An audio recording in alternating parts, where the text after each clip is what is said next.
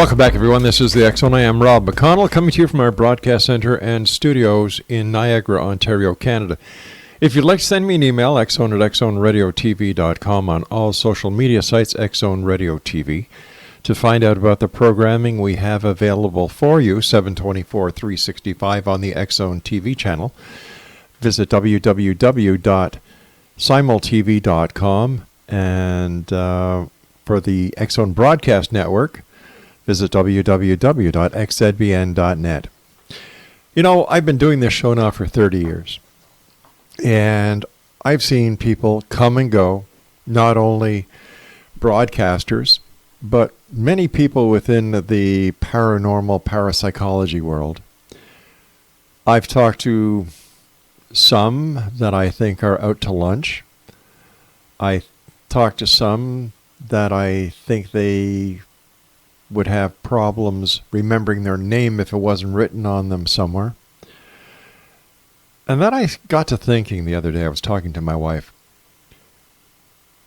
there's been a shift within the paranormal community. It's gotten much more sensationalistic. You know, you can see it on the TV, so-called reality shows that are anything but reality, where there's a lot of demonic, there's yelling and cursing at the spirits. There's a lot of disrespect when it comes to some factions of the paranormal investigative world.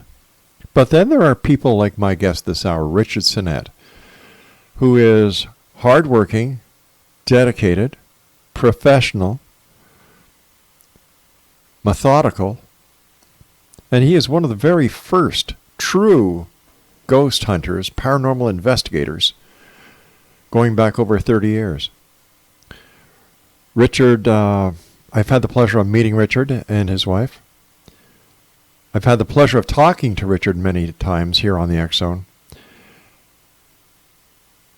And as you'll see over the next hour, Richard is down to earth,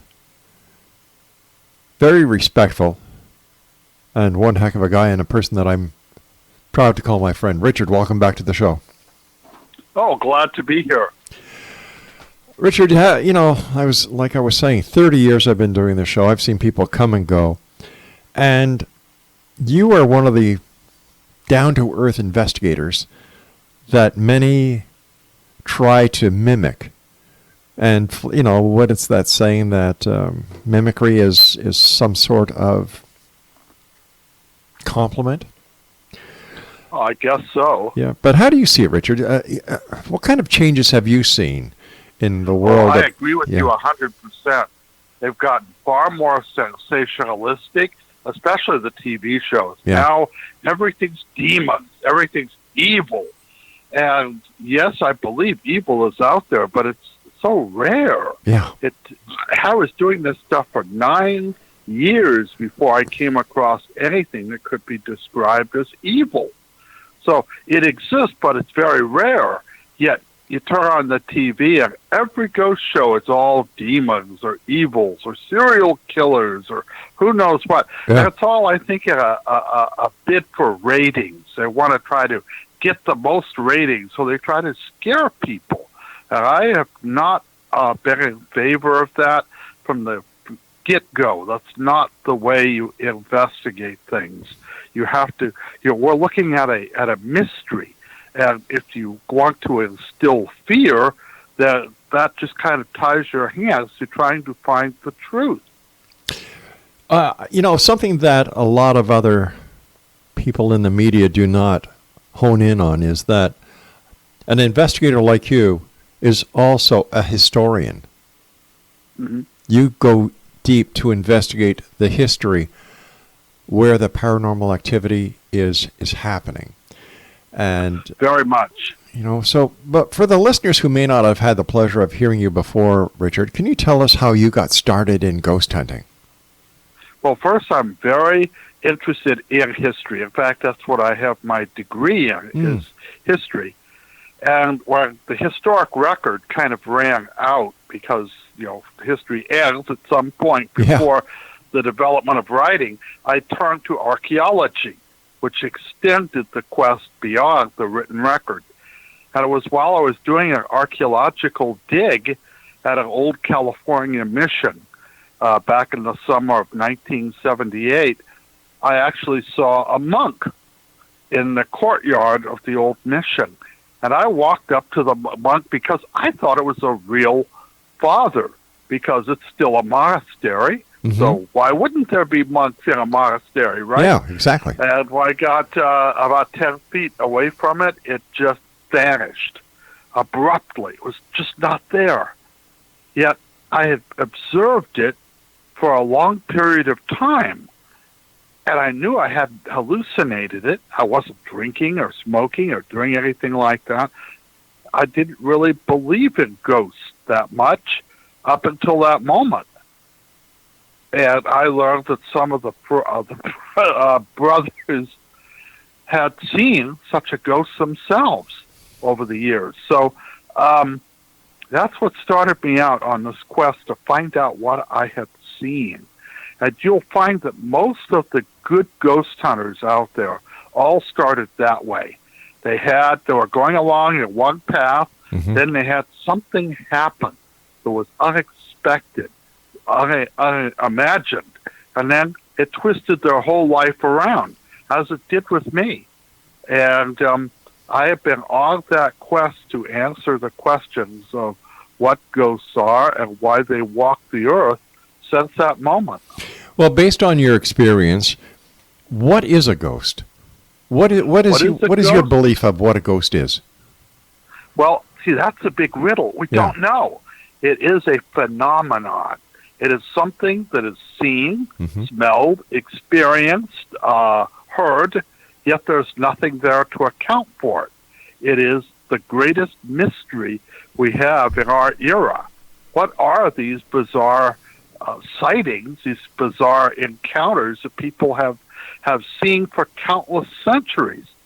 When I first got back from that dig, I immediately started to go through the historic record and found ghosts dominate much of the records we have. We find them in Egypt and Babylon.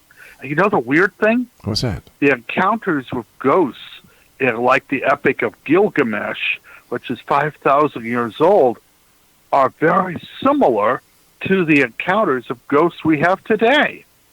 Like that sudden chill, that cold that people tell about just before they see a ghost.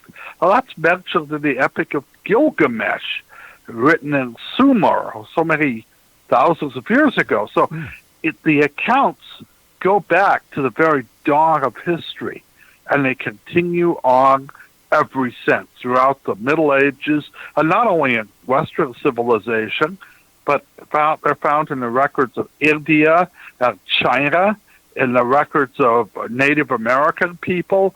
They're found in every culture, every land, everywhere there are people, there are ghosts.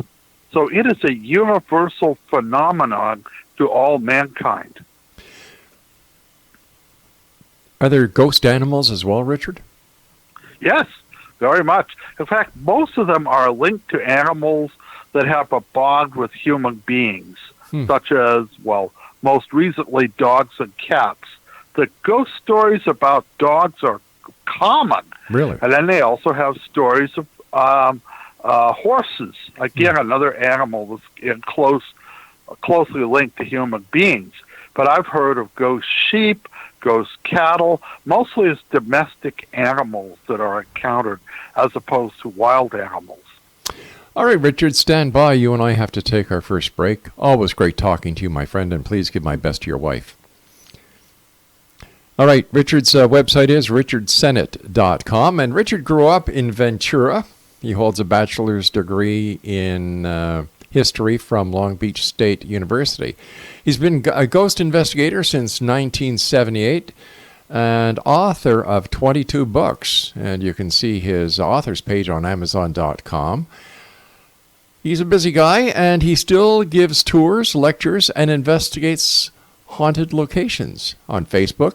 He's Richard Sennett, Ghost Hunter, and once again, his website is www. All right, you ready? Are you sure? richardsennett.com. I'll be back on the other side of this commercial break as we continue this interesting hour with one of the original ghost investigators, paranormal researchers. He was there when this all started.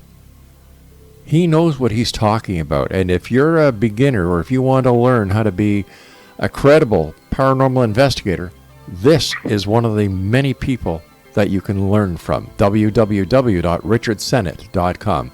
I'm Rob McConnell. I'll be back on the other side of this break. Don't go away.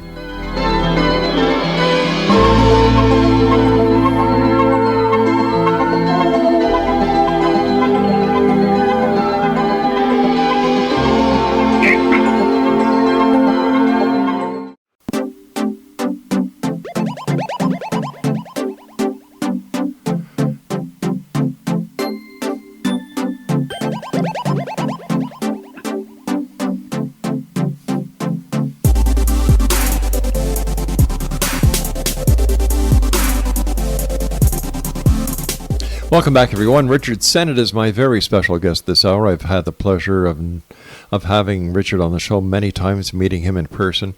And like I said, he is one of the original paranormal investigators that was at the beginning of this new age of paranormal investigations.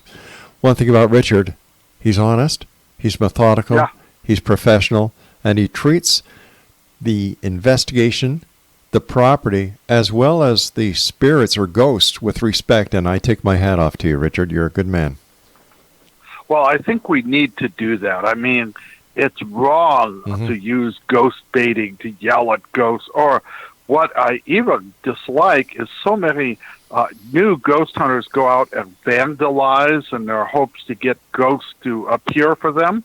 They break windows, invade abandoned places, and cause all kinds of problems. I tell my students, never vandalize.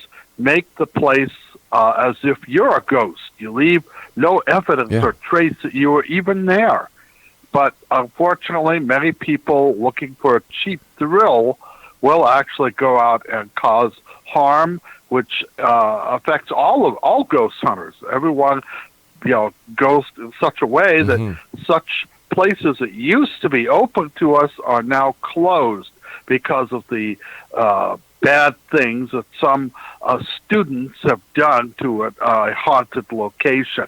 They just won't let people go there anymore. Or if they do, they want you to pay a huge deposit.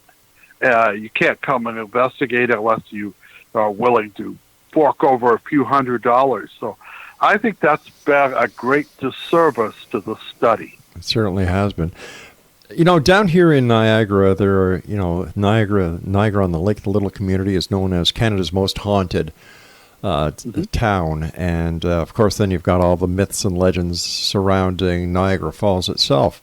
And here in the part of Niagara where I am, it's near the old fort in Fort Erie. And I've often heard stories of people seeing horse-drawn carriages with, spectrals. And I can understand, or I can believe that a horse can be a ghost because it was a living animal. I can understand people being ghosts. But how would a carriage, for example, materialize to be seen when it was never living? Well, you bring up a very good point. As a matter of fact, think of also ghost ships that people see at sea. Now, a ship isn't alive, or some sailors may have a different opinion, but the ghost ships are not alive, and people have seen ghost buildings. Really? I have a feeling ghost trains that it has to do with a different sort of phenomenon. There's a link to ghosts, and that are warps in the fabric of time. So when you see a carriage or people in a vision, what you're seeing is simply a glance back to a time 200-300 years ago when such a thing actually was there. All so right. A lot of our ghost sightings could very well be holes in the fabric of time as opposed to spirits or anything like that. Taking that example that you just gave, that could also explain Bigfoot sightings as well as UFO sightings. Very much. I mean, if we can see back to the 16th century, you can see ahead. Why not look forward to the 25th? And maybe when you look up and see a UFO, all you're seeing is George Jetson going to work in his flying car. But we don't know what it is. It's just a UFO. It's something strange to us. And Bigfoot, which we do know an animal like Bigfoot called Giganticus, once walked the earth 30,000 years ago. It could be that we're looking through holes in time where that image, when that animal was alive, actually we're seeing it through this hole in the fabric of time. Now, that's one theory to explain ghosts. Now, it doesn't explain all ghosts. Now, so many accounts I've gotten are people recognized as the dead who come back with a message like, I'm okay, everything's fine, stuff like that. Well, there's lots of these accounts. So that doesn't mean that all ghosts are linked to time warps, but they might. Now, there's a new theory I've heard about, which you may have also heard about if you know anything about the paranormal, called the Mandela effect. Yes. Have you heard of it? I sure have. It's a belief that there are different dimensions, and that these dimensions are multiple, thousands, millions maybe. And these dimensions are very close to our own. And in one, Nelson Mandela died in prison, yet in our dimension, he went on to become the successful president of South Africa. Right. So, and there are other variations like that. It could be that ghosts are bleed-throughs from these other parallel dimensions, and that might account for ghost sightings of people who are still alive or people who have seen ghosts of themselves. So you go downstairs and see yourself reading the newspaper. That only means that you're looking at another dimension where you were reading a newspaper. And then, of course, because it's a hole in time or dimensions, it closes up and the image vanishes away. So that might also account for Bigfoot and UFOs and a variety of other phenomena. So that would explain doppelgangers as well. Very much. But we don't know. But I've always maintained that when we get to the root cause of ghosts and haunted houses, it's going to be at the very fabric, the basis of reality itself. And I think this might account for, if not all ghost sightings, at least some of them. In your opinion, what is the state of ghost hunting today, Richard? Oh, I think it's in a sad state. It's both good and bad. Good, the TV shows and such have gotten more and more people to accept ghosts. Right. In fact, long ago when I started doing this, only 10% of the population believed in ghosts, in the United States anyway. And then that number went up slightly. Now it's almost at 40% believe in the possibility of ghosts, which it means it's closer to what it was or is in Great Britain or in Europe. So I think it's helped in that regard. It's more accepted. When I started, got all kinds of letters from so-called Christians denouncing me as an agent of Satan and stuff like that. And I always tell them, I always thought Satan paid better than this. But today, so that's been a positive, the acceptance of it. But there's also been a negative. And the negative is the groups doing the investigation are becoming very territorial, mean-spirited, vicious. They cut down the other people. They don't share their data. Everyone wants to have their own TV show. Everyone wants to make a fortune hunting ghosts and doing the fun stuff. I can tell you this, all the successful ghost hunters I know, most of them have been doing it just part-time. That's right. Have a real job. Exactly. Not trying to make a living out of doing ghosts. I know if I tried to make a living on ghosts, I would quickly starve to death. I write a few books. I make a little money on that, but it's a small amount. I make a few lectures every year, but it's not a great deal. It just kind of pays the bills. But that quest for money, I think, has driven people to start faking things. Yep.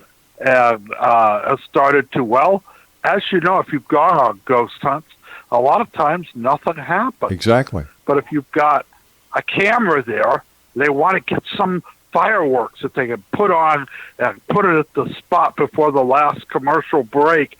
They want to have something happen.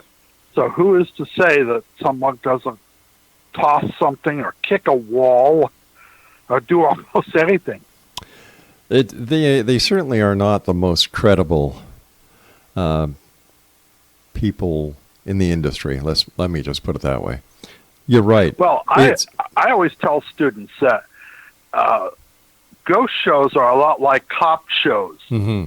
You know, they're scripted. Yep. And in real police work, you don't solve the case in 1 hour. Oh God, no! They're And dogged work. Yeah, and I know for a fact when I was on the police force that there were many times in solving a crime that entailed days and days and days of surveillance where nothing happened. Mm-hmm.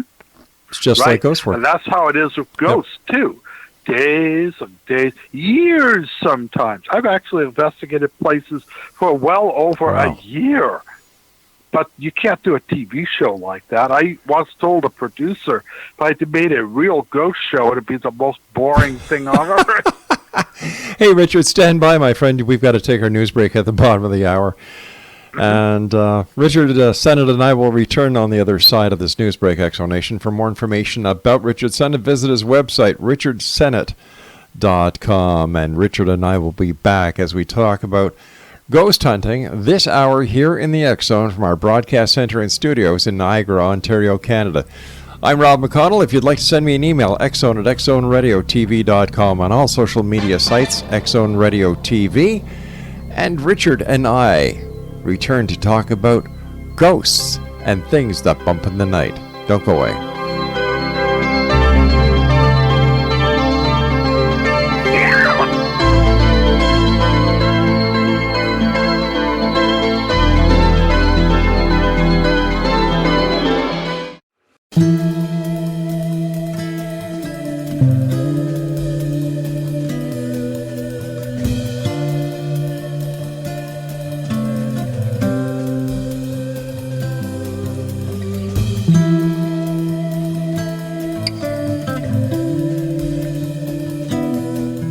Welcome back, Exonation. I'd also like to invite each and every one of you to check out the programming we have available for you on the X Zone Broadcast Network.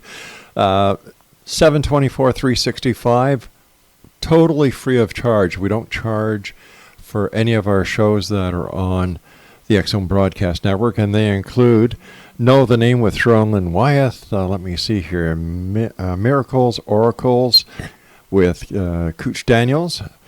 Connecting with Coincidence with Dr. Bernie Beitman. Mission Evolution with Gwilda Wiyaka. Imagine More Success with Cindy Hendricks and Thomas Hides. A Different Perspective with Kevin Randall. Cal's Corner with Cal Korf. And, of course, the X Zone radio and TV show, as well as other specials that we put on a daily basis. That's at www.xzbn.net. Richard Sennett is my guest. And we're talking about ghost hunting and the paranormal this hour. If you'd like to get more information about Richard, visit his very informative website at www.richardsennett.com. Richard, in all your years of investigating, where, in your opinion, is the most haunted place that you have been? Oh, there have been quite a number of them. In fact, if I was to list the most haunted house in the world, it'd have to be the Tower of London. Wow. In Great Britain. And, of course, in the Americas, down in Jamaica, where they've just suffered a terrible earthquake. That's right, yeah. Near Montego Bay is Rose Hall, a huge 18th century mansion haunted by Anne Palmer, the ghost there. I would say that's really the most haunted.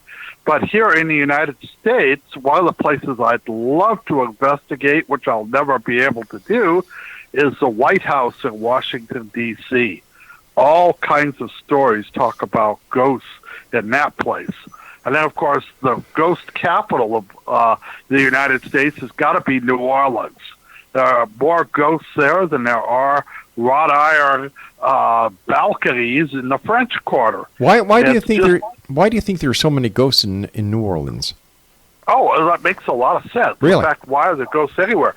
It's because of different cultures. Okay. Where you have a place where different cultures come in contact with one another, one oppressing the other. Mm-hmm. You know, first Native Americans, and then French, and then Spanish, and then Americans, and African, and all of these groups have left behind what I call psychic scars. And these psychic scars come out as ghosts or as holes in the fabric of time or whatever they are. The Lalaurie house in the French Quarter was where an insane woman got her jollies by torturing black slaves to death. She was mentally ill, mm-hmm. and it was so awful that in the 1830s, the slaves she held in her attic actually set fire to their own cells, believing that even if they burned to death, they would be better off than living or being horribly mutilated by this awful woman. And of course, the fire department put the fire out, and when they saw what she had done, she was driven out of town by people who, even though slavery existed, mm-hmm. this was beyond the pale. This is not right. But the ghosts there have been seen and experienced countless times. So all kinds of good stuff for New Orleans, if you like ghost hunting, that is. But here in California, the most haunted thing around is the Queen Mary, the old ship down in Long Beach. Can you share with us some of the... Yeah. No, I was going to ask you to share some of your experiences there. Oh, I have done some of the best seances there. And I worked with Peter James, the psychic, there on several occasions. Wonderful man, by the way, salt of the earth. We were there. We actually heard a laugh. We also heard a large door close. But when we checked, it was rusted shut. It couldn't have closed. It was physically impossible. But we saw and heard it. And it is quite remarkable. I've heard footsteps there. And once in one of the rooms on M deck, which is the most haunted deck, my wife and I saw a figure of a woman materialize in front of the mirror. And my wife woke me up and said, "Do you see her?" And I go, what? It's the middle of the night, right? Yeah, exactly. I said, "Do you see the woman?" And it looked like she was wearing a slip, but she was wearing a ballroom dress from the 1930s. And my wife talked to her, and it was really quite amazing. And she told her story that she had met a man on the Queen Mary. They were going to be married, but then he had died at Dunkirk in the war before they could be wed. And she had killed herself by sticking her head in the oven and gassed herself. And now she's haunting the Queen Mary because it was the time where she met her one love, and she was hoping to meet him again. And my wife spoke to her, and then she just vanished away. It was quite amazing. I've had lots of reports of things like that on that old ship. Why yes. Why is the Queen Mary so haunted? Well, I think any old ship that has that age about it is haunted. But lots of people passed away on the boat, had traumatic events happen there. All sorts of memories are circulating. And these memories are not dissipated. They're absorbed by the environment, and I think they play back in some way. And that's why we keep encountering stuff right there. But any place where you've got drama going on, like a theater, for instance, you're going to have ghosts. And out here in Hollywood, every one of the major Hollywood studios, everyone is haunted by at least one ghost. Some have many times more. Have you done investigations in the studios in Hollywood? Oh, yeah. What have you found, Rich? In fact, my family came to California in 1921 to make movies. Really? And then they went to Hollywood, Mm-hmm. and all of my family have been involved in the movie business, not in front of the cameras, but behind them. They built sets. In fact, my grandfather actually built some of the sound stages at the MGM lot, which is now Sony Pictures. So 5 of my family were involved with the Wizard of Oz movie, including my dad, who was a painter and painted the Munchkin Village. So it's we have stories of Hollywood and the studios were stuff we talked about around the dinner table. And that's where I got my first ghost stories of people encountering, like at the Universal lot, the ghost of Lon Chaney. And people had encountered a ghostly woman and all sorts of different stuff. They all have different stories of ghosts in them, but they don't like to talk about them. Why? Because why do they not want to talk about them? Yeah. Actors are notoriously superstitious, and if they hear there's a ghost on a soundstage, they don't want to work there. Wow. And the studios they want to make money. That's what they're all about, making money. Yeah. And so they don't care about ghosts. They don't care about anything. They don't care about a particular actor's hang-ups. They just want to make the movie and make money.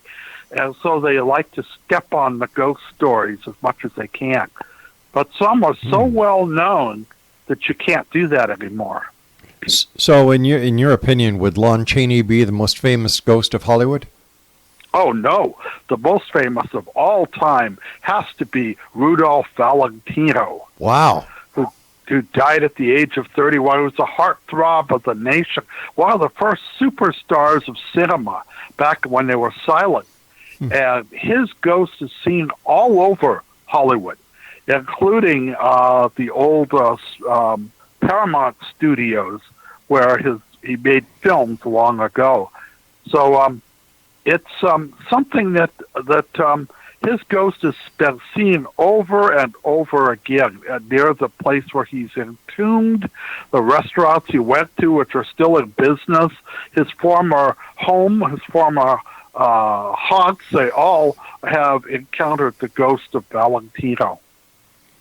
Fascinating stories from Richard Sennett, who is our guest of this hour, Exonation. If you'd like more information about Richard, visit his website at www.richardsennett.com. How many books have you written up to date, Richard? 22? 22, yeah. And actually, I've written a whole lot more. I've written about 75. Wow. But I only count the ones that get published. Understandable. And some of the ones I've written really aren't very good. I'm kind of glad that they didn't get published. So, but I write in all genres. I write ghost books, of course, they're most favored. But I also write murder mysteries, and I even wrote a biography of the murder mystery writer Earl Stanley Gardner, whom I met many years ago. So I've done a lot of different types of writing. I've even written a couple of plays. I've had the good fortune of having them put on. So it's, I enjoy writing. It's like therapy for me. All right, Richard, stand by, my friend. You and I must take our final break for this hour. And once again, Exonation, if you'd like to find out more about Richard, visit www.richardsennett.com, and his books are available on Amazon. This is The X-Zone. I am Rob McConnell, and we'll be back wrapping up this hour from our broadcast station, center, corporate offices, studios in Niagara, Ontario, Canada, on the other side of this break.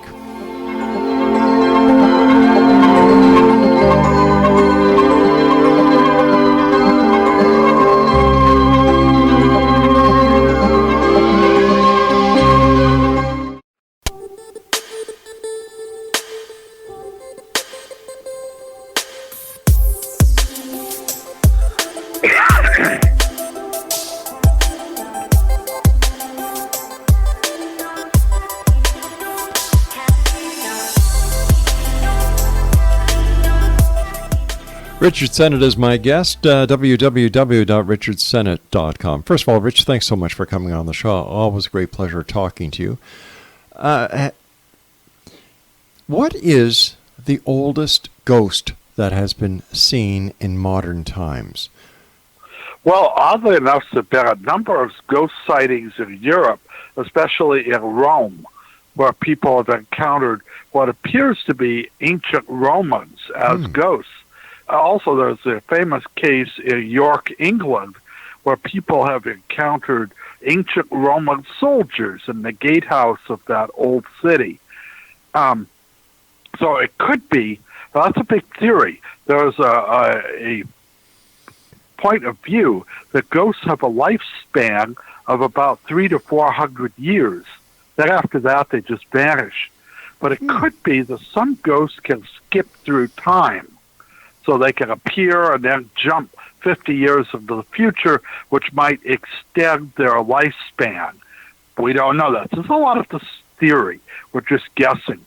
As I say, if it's linked to time warps, why wouldn't it be possible to go and look back to the days when Rome was great, or Victorian England, or revolutionary United States? That puts a whole new way of looking at the world if you could just slip through time. Yeah, I would, as a historian, I would love to do that. I wouldn't want to stay back there in time, but I would like to just take about an hour or two and walk around 1940 Los Angeles, or 1820 Boston, or even Toronto. That reminds me of Mr. Peabody and his time machine. Very much. Now, the theory is that we can travel in time, but unfortunately, it looks like we can only go one direction, and that is forward. We can't go back. But if you go forward, how can you come back? Yeah, well, that's the whole thing. Right. It seemingly, according to new physics, it's not possible. But who knows? Maybe they'll be able to solve that riddle someday. Or, as I say, maybe we can go into other dimensions. Yeah. And the dimensions might be different from our own, or they might be similar, or they might be dramatically different. Like in another universe, maybe, Hitler won World War II and created some strange, bizarre Nazi universe. Or maybe the communist won and the United States became part of a Soviet empire. It's hard to ascertain what might be in these other dimensions. Richard, we've heard so many times about the ghosts going to the light or being sent to the light. If a ghost has a lifespan of approximately 300 years that we were talking about before, why is it necessary to send them to the light? According to the theory, now these are all theories we have, that if you believe ghosts are spirits of the dead who should go off to wherever they're supposed to go, through the tunnel, wherever, that makes sense. Most ghosts do not hang around. That's why there are so few ghosts. Otherwise, we'd be up to our eyeballs in ghosts. Exactly. But we're not. They are earthbound for some reason. They're held on this plane due to unfinished business or whatever link they have. And then when conditions are right, they can ascend to wherever they're supposed to go, or descend, who knows.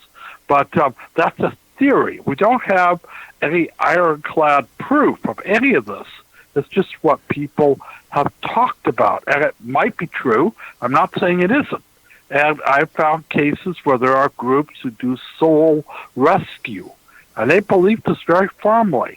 And I've gone to the seances where they've talked to the dead and urged them to go toward the light, and the houses are no longer haunted. So it seems to work, not in all cases, but in some.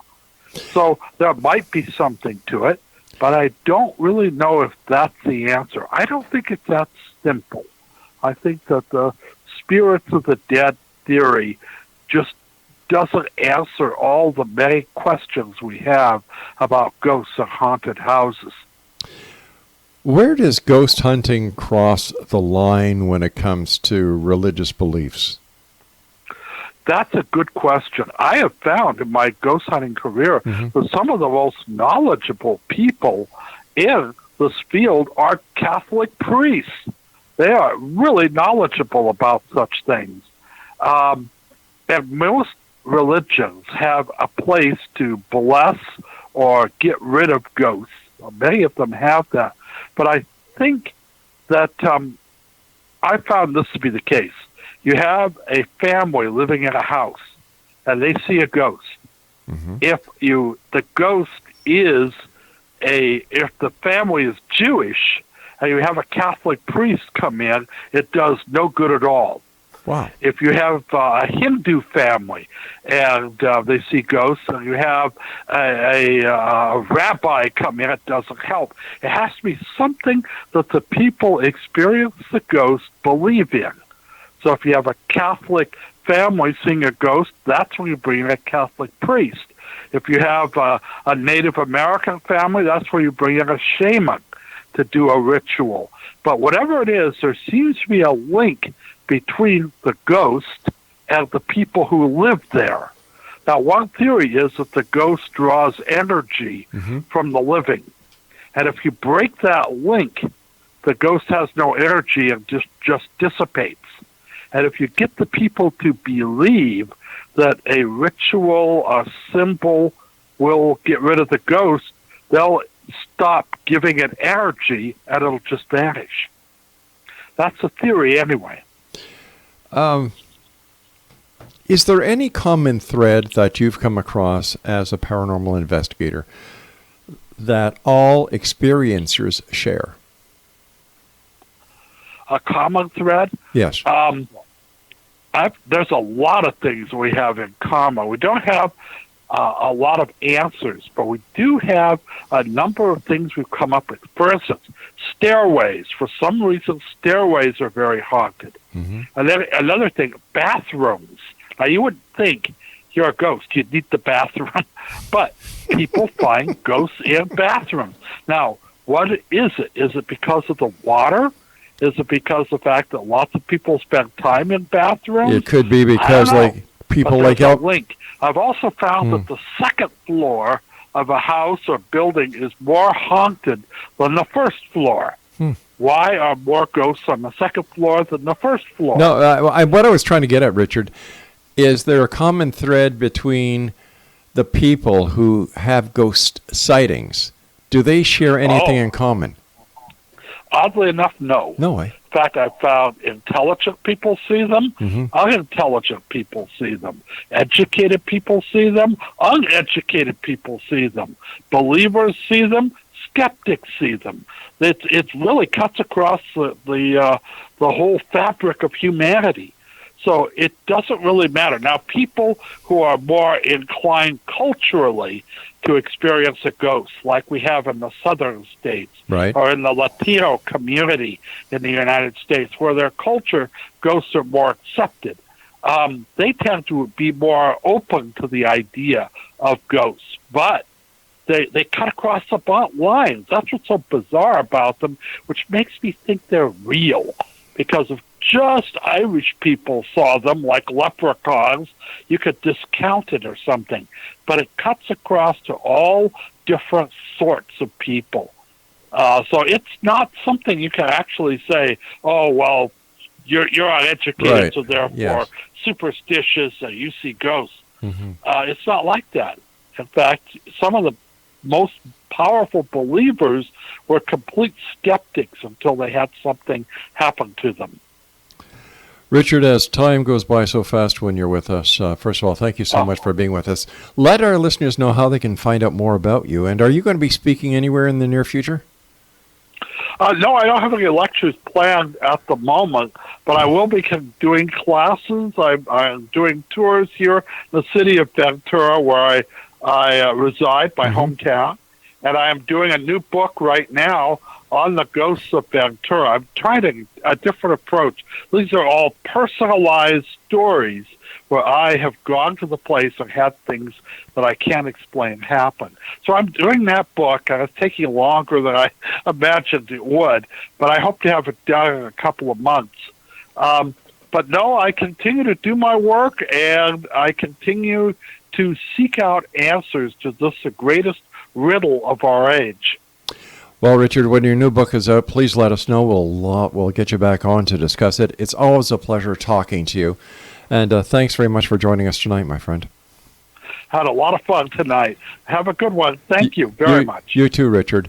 And Exonation, if you'd like more information about my guest this hour, the one and only Richard Sennett, visit www.richardsennett.com. And for all of Richard's books, they're available on Amazon.com. I'll be back on the other side of this commercial break with the news as we continue here in the X Zone from our broadcast center and studios in Niagara, Ontario, Canada. We're going to be speaking to Beatrice Marrow, the other side of the news. She is the Hollywood psychic. I'm Rob McConnell. Don't go away, because you're going to want to hear what Beatrice has to say about the who's who of Hollywood.